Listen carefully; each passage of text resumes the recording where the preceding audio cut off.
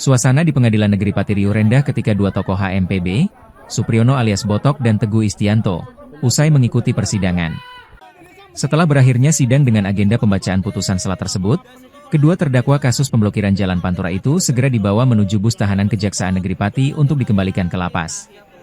Namun, laju bus tersebut tertahan karena diadang oleh massa pendukung HMPB yang memadati area halaman pengadilan. Hiruk-pikuk sudah terjadi sejak pagi, karena HMPB melakukan pengawalan terhadap persidangan Botok dan Teguh dengan berorasi hingga menggelar aksi teatrikal.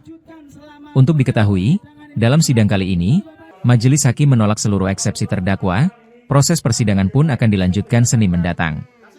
Meski menyatakan menghormati putusan hakim, Botok justru menyoroti moral pejabat dan penegakan hukum di bumi Minatani yang menurutnya bobrok.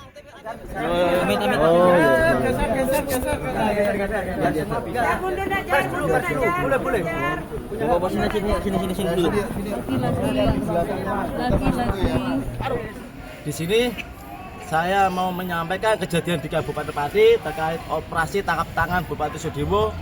Saya sebagai warga Pati sangat prihatin sekali atas kejadian yang terjadi di Kabupaten Pati, yang mana masyarakat Kabupaten Pati melalui DPR yang kemarin 31 Oktober DPR tidak memajukan Bupati Sudewo tapi memilih untuk melanjutkan pemerintah Bupati Sudewo agar lebih baik, tapi faktanya belum ada 3 bulan Bupati Sudewo melalui konspirasi jahat melalui Dispermades, camat kepala desa melakukan pemerasan kepada calon perangkat desa. Itu ada suatu tindakan yang sangat biadab. Ini adalah moral pejabat kabupaten yang bobrok. Bukan itu saja ya. Ini terjadi karena penegakan hukum di kabupaten yang bobrok juga. Bapak Kapolres Pati, Bapak Jaka juga harus ikut bertanggung jawab terkait apa yang terjadi di Kabupaten Pati. Karena di Pati bukan hanya korupsi, narkoba, perjudian sangat merajalela di Kabupaten Pati. Setelah kita keluar dari penjara, nanti saya bersama tim HMPB dan masyarakat Kabupaten Pati akan melakukan audiensi dengan Bapak Kapolresta, Bapak Jaka untuk mempertanyakan bobroknya penegakan hukum dan keadilan di Kabupaten Pati. Terkait putusan sela, saya menghormati putusan sela dari Majelis Hakim Pengadilan Negeri Pati. Semoga di gedung yang terhormat ini menjadi tempat masyarakat Pati untuk mendapatkan keadilan. Bukan malah menjadi tempat untuk melakukan kejoliman, kriminalisasi kepada masyarakat. Untuk Subianto, saya mohon untuk saudara kami yang ada di Lapas Pati yang ditahan dan dipenjara terkait aksi demo, saya mohon untuk juga dibebaskan. Karena mereka bukan penjahat, mereka adalah pejuang aspirasi rakyat.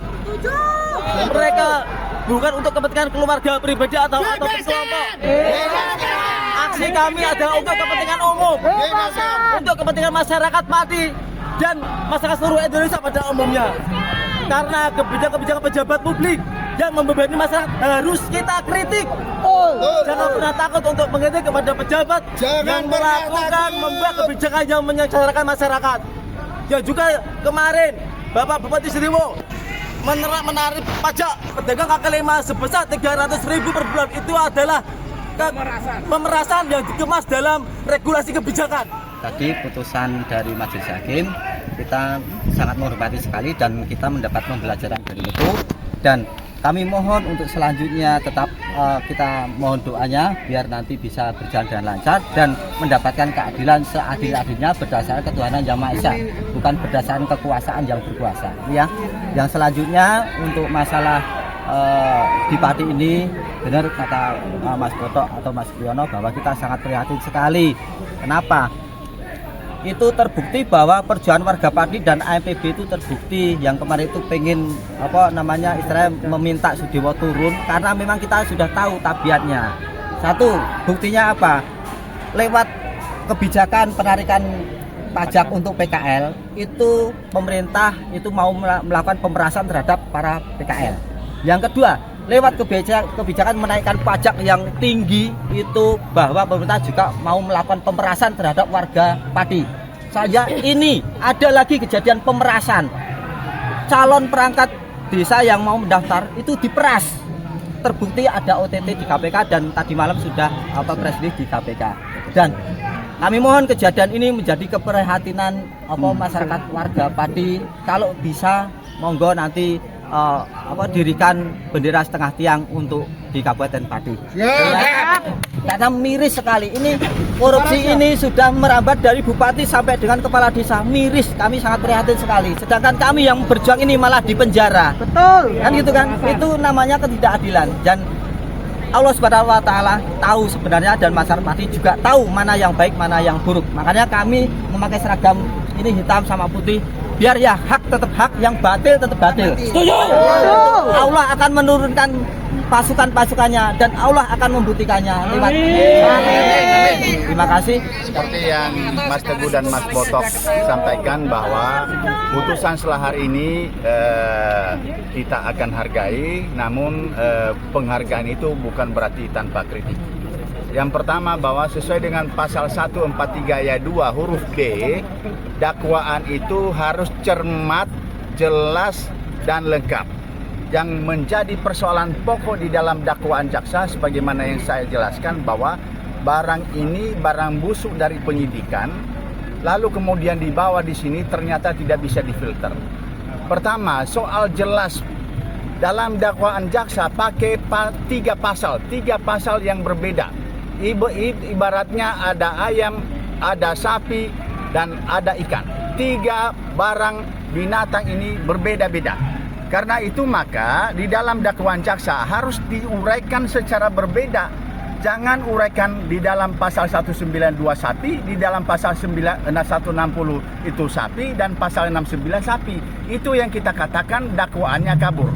Nah, kita merasa bahwa peradilan kita masih belum berubah paradigmanya. Kita berharap agar pengadilan akan melakukan perubahan paradigma dengan peradilan kita yang sekarang sesuai dengan Undang-Undang Nomor 1 Tahun 2003. Sebab sebenarnya alasan diadakannya putusan selah itu adalah dalam rangka memotong ranting yang berkepanjangan terhadap kasus yang tidak mutu.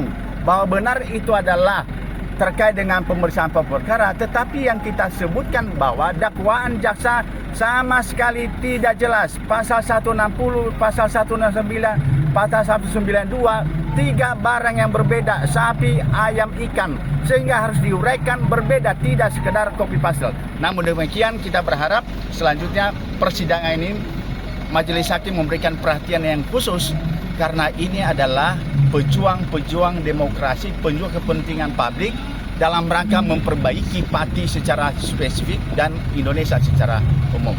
Kira-kira.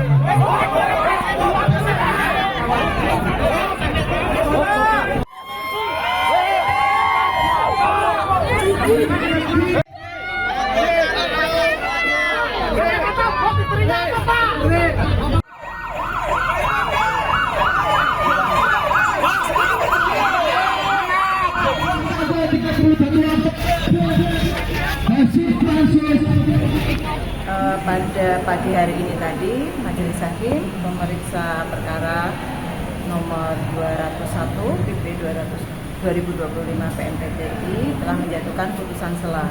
Dalam amar putusannya, sini Majelis Hakim 1. Menyatakan keberatan eksepsi para terdakwa dan penasihat hukum para terdakwa tidak dapat diterima. 2. Memerintahkan penuntut umum untuk melanjutkan pemeriksaan perkara nomor 201 PP 2025 PNPTI atas nama terdakwa 1 Supriyono alias Botok bin Munadi dan terdakwa 2 Teguh Istianto alias Pak RW bin Sumadi Winarto tersebut di atas. 3. Menangguhkan biaya perkara ini sampai dengan putusan akhir. Berikut isi amar putusan selanjutnya. Kalau agenda selanjutnya dan sidang berikutnya, Majelis Hakim sudah menjelaskan dalam persidangan tadi akan dilakukan secara maraton setiap Senin dan Rabu. Agenda berikutnya adalah Senin tanggal 26 Januari 2026 jam 9 pagi di ruang sidang Cakra Pengadilan Negeri Pati dengan acara pembuktian dari penuntut. Download Tribun X sekarang, menghadirkan lokal menjadi Indonesia.